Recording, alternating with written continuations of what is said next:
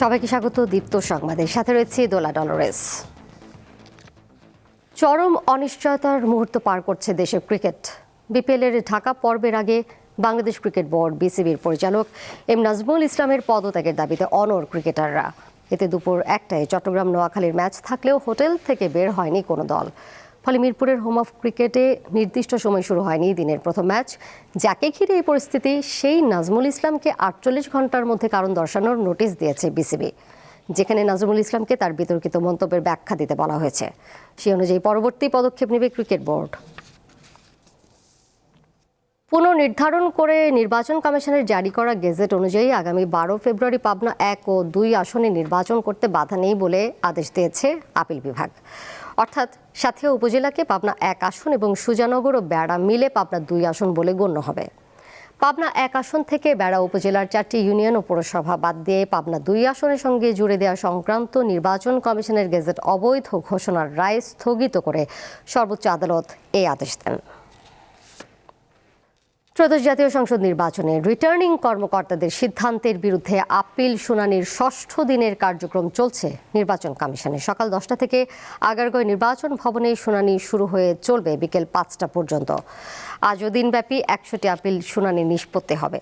প্রথম ধাপে কমিউনিস্ট পার্টির 5টি আপিল মঞ্জুর করেছে ইসি। এর আগে পিরোজপুর 1 আসনে বিএনপির প্রার্থী আলমগীর হোসেনের মনোনয়ন বৈধতার বিরুদ্ধে আপিল করেন একই আসনের জামায়াতের প্রার্থী মাসুদ সাইদি।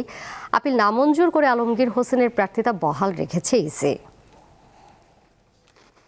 2018 সালের 30 ডিসেম্বর অনুষ্ঠিত একাদশ জাতীয় সংসদ নির্বাচনের আগের রাতেই সারা দেশে 80% কেন্দ্রে ব্যালটে সিল মেরে বাক্সে ভরে রাখা হয়েছিল। রাত 10টা থেকে শুরু হয় সিল মারা, চলে রাত 3টা পর্যন্ত। আওয়ামী লীগকে জেতাতে তৎকালীন প্রধানমন্ত্রী শেখ হাসিনাকে এভাবে রাতের ভোট করার পরামর্শ দিয়েছিলেন তখনকার পুলিশের মহাপরিদর্শক জাবেদ পাটোয়ারি, যিনি পরে সৌদি আরবের রাষ্ট্রদূত হিসেবে নিয়োগ পান। জুলাই গণ অভ্যুত্থানে আওয়ামী লীগ সরকারের পতনের পর তিনি আর দেশে ফেরেননি। আওয়ামী লীগ সরকারের আমলে অনুষ্ঠিত 2014, 2018 ও 2024 সালের 3টি বিতর্কিত নির্বাচন নিয়ে অন্তর্বর্তী সরকার গঠিত তদন্ত কমিশনের প্রতিবেদনে এসব তথ্য উঠে আসে। এতে আরও বলা হয়, নির্বাচনে কেন্দ্রের দায়িত্বে থাকা প্রিজাইডিং ও সহকারী প্রিজাইডিং কর্মকর্তারাই কমিশনের কাছে রাতে সিল মেরে রাখার কথা স্বীকার করেছেন।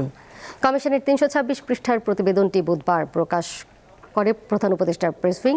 এর আগে গত সোমবার প্রতিবেদনটি প্রধান উপদেষ্টা ডক্টর মোহাম্মদ ইউনূসের কাছে জমা দেন কমিশনের সদস্যরা। কমিশনের প্রতিবেদনে 2014, 2018, 2024 সালের নির্বাচনী অনিয়ম, অসঙ্গতি, আওয়ামী লীগকে জেতাতে নেওয়া কৌশল, বিরোধী দলের নেতাকর্মীদের হয়রানি, প্রশাসন, পুলিশ ও গোয়েন্দা সংস্থার ভূমিকা সহ বিভিন্ন বিষয় তুলে ধরা হয়। টানা দ্বিতীয় দিনের মতো রাজধানীতে সড়ক অবরোধ করে বিক্ষোভ করছেন 7 কলেজের শিক্ষার্থীরা। এই বিষয়ে আরও বিস্তারিত জানবো, সরাসরি যুক্ত রয়েছেন সহকর্মী দিলশাদ অ্যানি। কয়টি স্পটে বিক্ষোভকারীরা অবরোধ করেছেন? রাজধানীর সড়কগুলোতে নিশ্চয়ই এর প্রভাবও পড়েছে যথেষ্ট পরিমাণে। বিস্তারিত জানাবেন, বিক্ষোভকারীরা কি বলছেন, সাধারণ মানুষের প্রতিক্রিয়া জানতে পেরেছেন কিনা? 7 কলেজের শিক্ষার্থী যারা আছে তারা গতকাল থেকেই ঢাকার 3টি গুরুত্বপূর্ণ মোড় অবরোধ করে রেখেছিলেন। সেটি হচ্ছে সায়েন্স ল্যাব মোড়, রাজধানী তাঁতেবাজার মোড় আর টেকনিক্যাল মোড়ে। আপনারা জানেন যে তাদের যে দাবিটা ছিল, তাদের এক দফা দাবি, সেই দাবিটা হচ্ছে ঢাকা সেন্ট্রাল ইউনিভার্সিটি গঠনের জন্য যে দ্রুত অধ্যাদেশ, সেই অধ্যাদেশ জারির এক দফার দাবিতে তারা আন্দোলন করছেন। তারা অবরোধ গতকালকেও করেছেন, আজকেও তারা রাস্তায় নেমেছেন। গতকালকে তারা সন্ধ্যা পর্যন্ত রাস্তায় অবস্থান নিয়েছিলেন। তাদের মূল যে দাবি, তারা দ্রুত অধ্যাদেশ জারি না হওয়ার আগ পর্যন্ত তারা রাস্তায় থাকবেন। এখানে আপনারা দেখতে পাচ্ছেন যে এই সময় সায়েন্স ল্যাব যে মোড়, এই মোড়ে অনেক শিক্ষার্থী যারা আছে অবস্থান নিয়েছে। এর মধ্যে কয়েকজন আছে যাদের সাথে আমরা একটু কথা বলতে চাই তাদের দাবিটা নিয়ে। সেই হচ্ছে, আপনারা তো হচ্ছে স্টুডেন্ট। জি।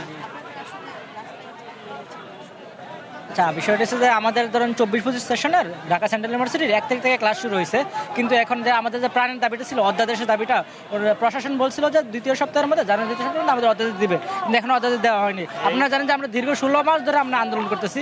আমরা দীর্ঘ 16 মাস ধরে আন্দোলন করছি অধ্যাদেশের জন্য, একটা সেন্ট্রাল ইউনিভার্সিটির জন্য, কিন্তু ওনারা তাল বানানো শুরু করছে। এবং কালকে যখন আমরা আন্দোলন শুরু করি তখন ওনারা বলছে যে আরও 1 মাস পরে, আর ওনারা থাকবে ফেব্রুয়ারি 18 তারিখ নির্বাচন, 12 তারিখ নির্বাচন, ওনারা বলছে আরও 1 মাস পরে দিবে, অধ্যাদেশ দিবে। এটা তো কোনোদিনই সম্ভব না। ওনারা ওনারা চাইতেছে যে ওনারা কোনোভাবে চলে যাক, তারপরে অন্য কোনো সরকার আমাদেরকে এটা বেচতে দেখ, কিন্তু এটা আমরা চাইতে অর্ধ যদি আজকে না দেওয়া হয় তাহলে আমরা কর্মসূচি পালন করবো আর কি। এই সরকার যেহেতু আমরা 24-25 বছর, এই সরকার যেহেতু আমাদের ঢাকা সেন্ট্রাল ইউনিভার্সিটি নামে পরীক্ষা নিয়েছে, তো সুতরাং এই সরকার যেহেতু এই বিশ্ববিদ্যালয়ের নীতিগত সিদ্ধান্ত নিয়েছে এটা করার, তো আমাদের এই সরকার যেহেতু এই বিশ্ববিদ্যালয় করার কথা বলেছে, তো তাদেরকে এই বিশ্ববিদ্যালয়টা করে যেতে হবে, তাছাড়া এটা সম্ভব না। তো আমরা তাড়াতাড়ি আপনারা যেটা শুনলেন যে শিক্ষার্থী যারা আছে তাদের কিন্তু মূল যে কথাটা হচ্ছে যে অন্তর্বর্তী সরকারের সিদ্ধান্তে যেহেতু ঢাকা সেন্ট্রাল বিশ্ববিদ্যালয় করার সিদ্ধান্ত নিয়েছে, তো এই সরকার থাকাকালীন সময়ের মধ্যেই তাদেরকে দ্রুত তাদের জারি করার দাবি জানান, কারণ সামনেই নির্বাচনের পর নতুন সরকার আসবে। এজন্য শিক্ষার্থীরা চাচ্ছেন যে তারা ক্ষমতায় থাকা অবস্থায়, অন্তর্বর্তী সরকার ক্ষমতায় থাকা অবস্থায় এই অধ্যাদেশটা জারি করে যাক। আর রাস্তাঘাটের কথা যদি বলতে চাই, যানজটের অবস্থা, সেই যেহেতু সায়েন্স ল্যাব গুরুত্বপূর্ণ একটি মোড়, এখানে আশপাশের যে গুরুত্বপূর্ণ ধানমন্ডি আছে, নিউ মার্কেট, এলিফ্যান্ট রোড, এইসব রাস্তা দিয়ে যারা চলাফেরা করেন তারা ভোগান্তিতে পড়েছেন। আমরা কিছুক্ষণ আগেও কথা বলেছি এক পথচারীকে, আমরা দেখেছি যেটি গাজীপুর থেকে যাচ্ছিলেন নারায়ণগঞ্জের দিকে, তাকে এখানে সামনে আনতে পারছে না, তার গাড়ি আটকা পড়েছে এবং তিনি আমাদেরকে জানিয়েছেন। আপনারা দেখছেন যে ধানমন্ডির দিকে যে রাস্তাটি গিয়েছে সায়েন্স ল্যাব মোড় থেকে, সেই রাস্তায় কিন্তু তীব্র যানজটের সৃষ্টি হয়েছে। তো এই সায়েন্স ল্যাব মোড় থেকে এখান ছিল এই সর্বশেষ তথ্য। আপনাকে ধন্যবাদ। অন্তর্বর্তী সরকারের জ্বালানি ও বিদ্যুৎ খাতের মহাপরিকল্পনার খসড়া ত্রুটিপূর্ণ বলে মনে করে Centre for Policy Dialogue CPD. এটি স্থগিত করে পুনর্বিবেচনার পরামর্শ দিয়েছে এই গবেষণা প্রতিষ্ঠান।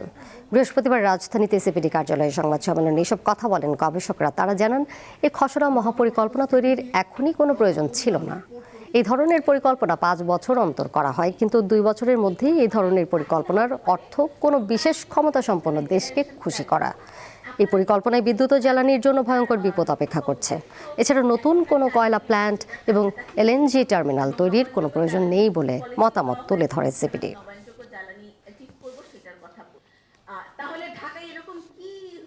দেশের বাস্তবতা না চিন্তা করে মূল সমস্যা, একজন বললেন যে সরকারের পক্ষ থেকে পূর্ব শর্তের অংশ হিসেবে এরকম কিছু করা হচ্ছে, আমরা জানি না।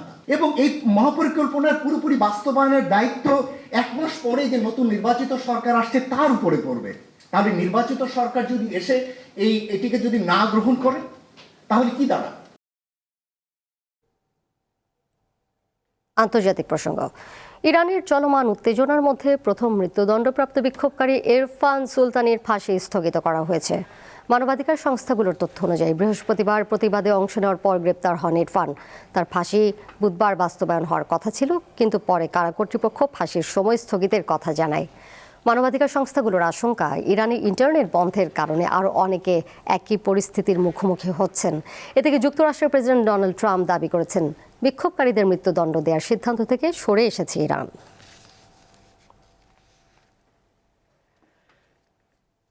গাজায় যুদ্ধবিরতি পরিকল্পনার দ্বিতীয় ধাপের ঘোষণা দিয়েছে যুক্তরাষ্ট্র। সামাজিক যোগাযোগ মাধ্যমে দেওয়া পোস্টে বিষয়টি জানান মার্কিন বিশেষ দূত স্টিভ উইটকফ। বলেন, এবারের লক্ষ্য হবে হামাসের নিরস্ত্রীকরণ, অন্তর্বর্তী প্রশাসন গঠন, উপত্যকা পুনর্গঠন।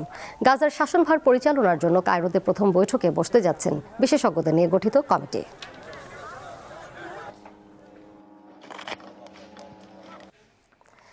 আর এই ছিল এখনকার মতো। পরের সংবাদ দেখবেন বিকাল 5টায়। এছাড়াও আরও তথ্য এবং বিনোদনের নানা খবরাখবর জানতে যুক্ত থাকুন দীপ্ত ডিজিটাল প্ল্যাটফর্মে। ধন্যবাদ সবাইকে এতক্ষণ সাথে থাকার জন্য।